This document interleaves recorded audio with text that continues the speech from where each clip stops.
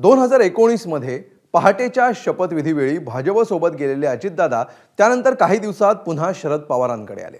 त्यानंतर 2.5 वर्षांपूर्वी पुन्हा काकांचा हात सोडून ते पक्ष आणि चिन्हासह भाजपसोबत सत्तेत सहभागी झाले। त्यानंतर आता पुन्हा एकदा झालं गेलं गंगेत मिसळून टाकायला अजितदादा सज्ज झाले। त्यांनी स्वतःच तसे स्पष्ट संकेत दिल्यामुळे सर्वांच्याच भुवया पुन्हा एकदा उंचावल्या। अर्थात दादा करत असलेली एकेची भाषा ही महानगरपालिका निवडणुकीपुरतीच आहे की त्यानंतरही त्यांची हीच भूमिका असणार, हा प्रश्न मात्र कायम आहे। पाहूया याबाबतचा राजकीय शोलेचा हा खास रिपोर्ट। काकाच्या पुण्याने माझं लय बरं चाललं। दूरची दृष्टी असणारं नेतृत्व असावं लागतं। गळ्याच्यान खोटं बोलत नाही, त्याच्यामुळं आपण त्याबद्दल माझी काही काळजी करू नका। मागचं झालं गेलं गंगेला मिळालं, आता आपण सगळ्यांनी एकोप्याने काम करायचंय। अशा प्रकारे पवार कुटुंबीय पुन्हा एकदा झालं गेलं गंगेला वाहण्यासाठी सज्ज झाले। बारामतीत 2.5 वर्षांपूर्वी जे झालं ते आता पिंपरी चिंचवड मार्गे गंगेला समर्पित होण्याच्या मार्गावर आहे का, असा प्रश्न निर्माण झालाय। साध्या भाषेत सांगायचं तर पुरेपूर 2.5 वर्षांच्या राजकीय दुराव्यानंतर अजित पवारांच्या तोंडून काका शरद पवारांचं कौतुक बाहेर यायला सुरुवात झाली आहे। निमित्त आहे पुणे आणि पिंपरी चिंचवड महापालिका निवडणुकीचं। याच निवडणुकीच्या प्रचार सभेत अजितदादांना काकांच्या पुण्याईची आठवण झाली। संदीपनी ज्यावेळेस तुम्ही संदीपला संधी दिली त्यावेळेस ते कशी कामं करायची मला माहिती होतं। माझं सरकार नव्हतं पण मी पालकमंत्री होतो, त्याच्यामुळे मी त्यांना म्हणायचो की हो तुमच्या सारख्यांची मला गरज आहे, आपण बरोबर काम करू। मला काही दुसरी ऐकणं अपेक्षा नाहीये। काकाच्या पुण्याने माझं लय बरं चाललेलं,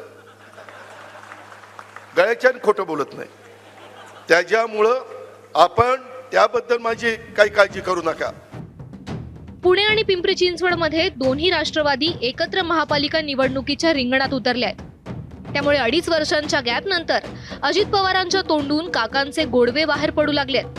काकांनी केलेलं काम, त्यांचं व्हिजन याविषयी बोलताना अजितदादांना शब्दही कमी पडतायत। कदाचित त्यामुळेच अजितदादांना आता पुन्हा गंगेची आठवण येऊ लागली आहे। इथं हिंजवडीला IT पार्क कोणी आणलं? आदरणीय पवार साहेबांनी आणलं। आम्ही यावेळेस तुतारीला आणि घड्याळाला बरोबर घेतलंय। आम्हाला वाद घालायचा नाही। मागचं झालं गेलं गंगेला मिळालं, आता आपण सगळ्यांनी एकोप्याने काम करायचंय। आणि त्या पद्धतीनं तिथं साखर कारखाना होणार होता, साहेबांनी तो साखर कारखाना पलीकडे नेला। दूरची दृष्टी असणारं नेतृत्व असावं लागतं। आता अजित पवारांच्या ज्या गोष्टी गंगेला मिळाव्यात असं वाटतंय त्या गोष्टी कोणत्या आहेत ते पाहूया।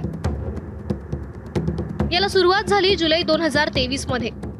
अजित पवार बंड करून महायुती सरकारमध्ये सहभागी झाले। त्यावेळी ते सतत एकच प्रश्न विचारत होते, काका रिटायर्ड का होत नाहीत? तुम्ही आशीर्वाद द्या ना, चुकलं तर सांगा ना अजित तुझं हे चुकलं। आम्ही कुणाच्या पोटी जन्माला आलो नाही, ही चूक आहे आमची। मित्रांनो, काळ आता जर वय जास्त झालं, 82 झालं, 83 झालं, तुम्ही कधी थांबणार आहात का नाही? तुम्ही आशीर्वाद द्या ना। काकांसोबत केलेलं बंड किती योग्य होतं हे पटवून देण्यासाठी ते आपल्या काकांच्याच बंडाचं उदाहरण देत होते। आणि मीच नाही, मी तर 60 वर्षाचा पार झाल्यावर घेतली। काहींनी तर त्यावेळेस 38व्या वर्षी घेतली। आपण पाठिंबा दिलाच की नाही?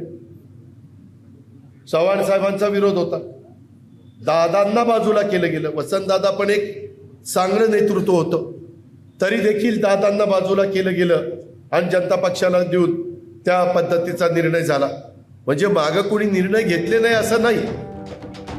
शरद पवारांनी आमदारांना सोबत येण्यापासून कसं रोखलं हे सुद्धा सांगत होते। मात्र त्यानंतर हळूहळू पवार काका पुतण्यातली ही कटुता कमी झाली। अगोदर कौटुंबिक कार्यक्रमानिमित्त पवार कुटुंबीय एकत्र येऊ लागले। त्यानंतर वसंतदादा शुगर इन्स्टिट्यूटच्या निमित्तानं काका पुतणे भेटू लागले। उद्योगपती गौतम अदानींचं स्वागत करतानाही काका पुतणे असे एकमेकांसोबत बोलत होते। कौटुंबिक जवळीक वाढता वाढता पुणे आणि पिंपरी चिंचवड मध्ये अचानक राजकीय जवळीकही झाली। त्यानंतर पत्रकारांनी अजितदादांना एक प्रश्न विचारला, ही जवळीक पालिकेपुरती आहे की पुढेही राहणार? त्यावर अजितदादांनी दिलेलं उत्तर हे साखरे इतकं गोड होतं. पिंपरी चिंचवडच्या हद्दीलगत फ्लेक्सवरती दिसतोय, हा कायमस्वरूपी दिसेल की फक्त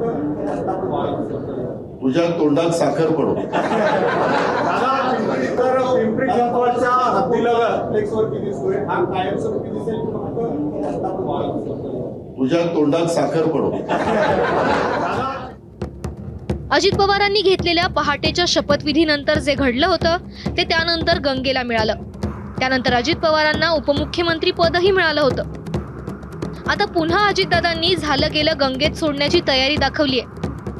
आता ही गंगा महापालिका निवडणुकीपुरती बारामतीत उगम पावून पिंपरी चिंचवडमध्येच संपणार की या गंगेचा प्रवाह मुंबईपर्यंत आणि राज्याच्या सत्तेपर्यंतही वाहत येणार, याचीच काय ती उत्सुकता.